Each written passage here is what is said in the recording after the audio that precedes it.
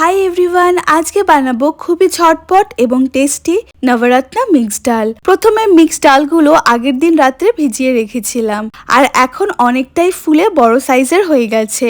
ডালগুলো এবার ভালো করে ধুয়ে প্রেসার কুকারে ঢেলে তেজপাতা, লবঙ্গ, দারচিনি আর পরিমাণ মতো লবণ, হলুদও যোগ করব আর ভালো করে সেদ্ধ করে নেব। এবার কড়াইতে তেল গরম করে ছোট ছোট করে কাটা আলুগুলো সামান্য লবণ দিয়ে সোনালী হওয়া পর্যন্ত ভেজে তুলে রাখবো।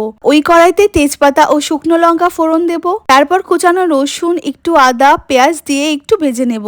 এবার টমেটো আর কাঁচা লঙ্কা দিয়ে দেব।